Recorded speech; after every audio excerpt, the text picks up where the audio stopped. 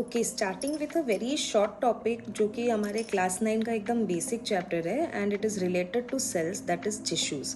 अभी सेल्स के कलेक्शन को हम लोग वहाँ पे टिश्यूज़ बोलते हैं, specially when they are performing one single function. एक कोई पर्टिकुलर एक्टिविटी कर रहे हैं तभी उस ग्रुप ऑफ सेल्स को या क्लस्टर को हम लोग वहाँ पे टिश्यू बोलेंगे, otherwise we are not going to call them as सच।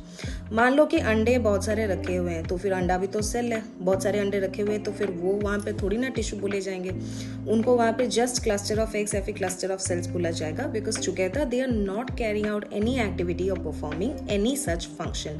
इसीलिए उन लोग को सिर्फ और सिर्फ ओनली सेल्स बोला जाएगा and not any kind of tissue word will be used for them. अभी हम लोग आ जाते हैं एरार्की। एरार्की क्या होता है कि भाई छोटे से बड़ा, बड़ा से छोटा, असेंडिंग डिसेंडिंग, जो पहले हम लोग किए हुए हैं, सुने हुए भी हैं वो चीज़।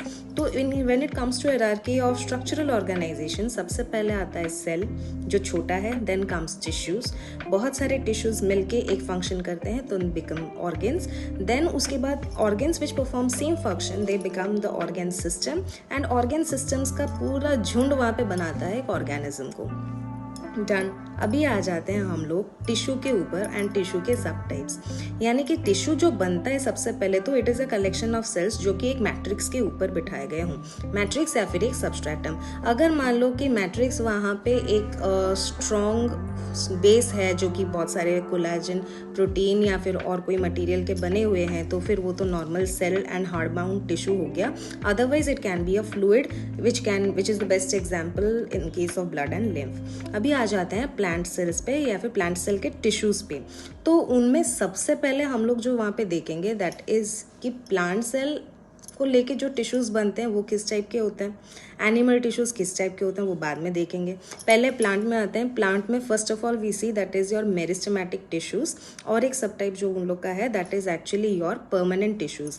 तो फिर मेरिस्टेमेटिक टिश्यूज और परमानेंट टिश्यूज में डिफरेंस क्या है? Meristematic tissues they have the ability to keep on dividing, जबकि permanent tissues they have the cells which can not divide any further. उनमें वो वाली ताकत और है ही नहीं कि डिवाइड करके अपना पॉपुलेशन ग्रोथ कर सके। So now when we say that meristematic cells keep on dividing, मतलब अपना पॉपुलेशन इंक्रीज कर रहे हैं, तो उसके वजह से क्या होगा, कुछ ना कुछ तो वहाँ इंक्रीज हो रहा है। अब देखते हैं सब टाइप्स। एक है एपिकल मेरिस्टेम जो कि हाइट बढ़ाता है प्लांट का। देन कम्स और लैटरल मेरिस्टेम जो उसका मोटापा यानी कि स्टेम का गर्थ या विड्थ बढ़ाता है। और एक आता है वहाँ पे इंटरकैलरी मेरिस्टेम, मतलब पेड़ के ऊपर के जितने भी ब्रांचेस हैं और उनके जो लीव्स हैं उनका जो लेंथ, उनका जो कैनोपी इंक्रीज करने का जो मेन जरिया है, it is because of the intercalary meristem. So it causes expansion of branches and you can से expansion of the canopy of the particular plant. But permanent में देख लो तो उनके सब टाइप्स में एक सिंपल आएगा, एक complex type of permanent tissue आएगा। सिंपल क्यों? क्योंकि भाई उसमें एक ही टाइप का सेल है।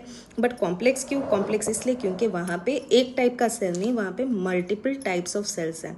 हाँ जी, तो मल्टीपल मीन्स 4, 3, 2, मोर देन वन ऑब्वियसली। तो सबसे पहले हम लोग यहाँ पे देख लेंगे कि ये जो सिंपल टिश्यूज़ हैं, सिंपल परमानेंट टिश्यूज़, तो वो 3 तरह के हैं। Yes, they are of 3 types. एक है पैरेन्काइमा, उसके बाद है कॉलेनकाइमा, उसके बाद है sclerenchyma. Too many mass to handle, ठीक है। तो पैरेन्काइमा, कॉलेनकाइमा, स्क्लेरेन्काइमा का काम क्या होता है? Parenchyma you can say that they are the most abundant tissues in a plant. तो मैक्सिमम जितने भी फंक्शंस है वो सारे के सारे कैरी आउट करते हैं दिस पैरेन्काइमेटस सेल्स। जबकि collenchyma and sclerenchyma they are mainly associated with you can say the mechanical support, the flexibility, strength, protection, वो सब के रिलेटेड है।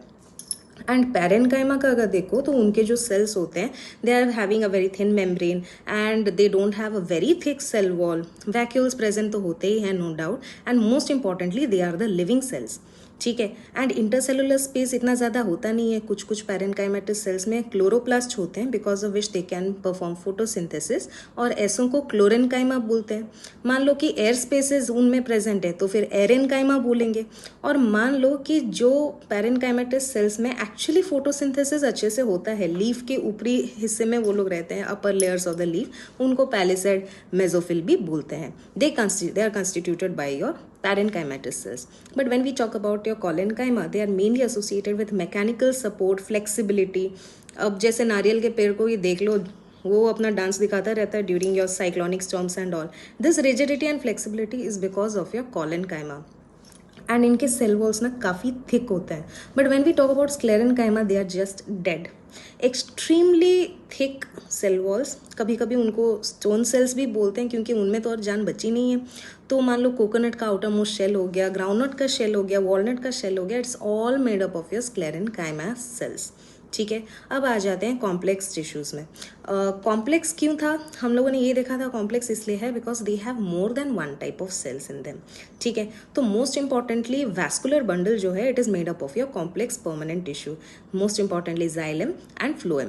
तो xylem and phloem they constitute a vascular bundle. Xylem में देखते हैं उसमें भी 4 टाइप के सेल्स हैं. That is your tracheids, then comes your vessels.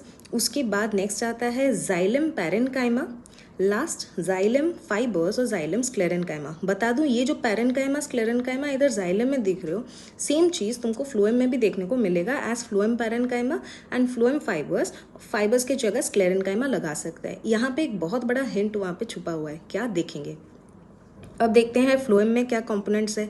You have sieve tubes, you have companion cells. Companion cells company देता है किसको, सीव ट्यूब्स को. भाई उसमें काम करने की शक्ति है नहीं, तो कंपेनियन सेल के बगैर वो बर्बाद हो जाएगा, लूट जाएगा बेचारा. Then comes as I mention phloem parenchyma है एंड फ्लोएम स्क्लेरेनकाइमा है. नाउ यहाँ पे हिंट मैंने इसलिए बोला क्योंकि पैरेनकाइमाटिस आर लिविंग जबकि स्क्लेरेनकाइमा आर डेड. तो अगर डेड एंड लिविंग कंपोनेंट्स देख लो तो यहाँ पे मैंने DDLL ऐसे लिखा हुआ है, D for dead, L for living. Tracheid vessel and xylem fibres they are all dead components, जबकि जाइलम में only living component is xylem parenchyma. Phloem में all are living except phloem sclerenchyma. अब देख लेते हैं कि यहाँ पे डिफरेंस क्या है दोनों में, जाइलम एंड फ्लोएम में. अब xylem they are helpful in transporting water and minerals to the aerial parts of the plant from the soil, जबकि phloem helps in food translocation. जब फूड प्रोडक्शन होता है उसको दूसरे जगह में पहुंचाने का काम करता है फ्लोएम. अब यूनिडायरेक्शनल मूवमेंट बोल सकते हो इन केस ऑफ जाइलम, क्यों, क्योंकि एक ही डायरेक्शन में वाटर एंड मिनरल्स लेके जाएगा, दैट इज नीचे से ऊपर. जबकि इन case of phloem multi directional, कहीं पे भी खाना बन रहा है, कहीं पे भी लेके जा रहे हैं स्टोरेज के लिए. Last but not the least, energy requirement. अब यूनिडायरेक्शनल है क्योंकि नीचे से ऊपर लेके जाना है. Yes, energy is required. क्यों, क्योंकि एनर्जी खर्चा करेंगे तभी जाके रूट प्रेशर को फेस कर पाएंगे, सक्शन फोर्स के रिक्वायरमेंट भी फेस कर पाएंगे, सब कर पाएंगे, अदरवाइज नॉट पॉसिबल. अब ज़्यादा इस जानकारी तुम लोग को चाहिए इस रिलेटेड, या फिर और ज़्यादा क्वेश्चंस चाहिए, प्रैक्टिस टेस्ट चाहिए, एनीथिंग रिगार्डिंग दैट, या फिर बोल सकते हो MCQs. अभी तो MCQ का ज़माना चल रहा है, क्लास 10 में भी आ गया था, 9 में भी आ चुका है. Then you can straight away go ahead with your Telegram, and Telegram में जाके ICC बायोलॉजी जो चैनल है वहाँ पे जाके ज्वाइन कर लो, and you can get access to a lot of things. पक्का promise, you won't regret it.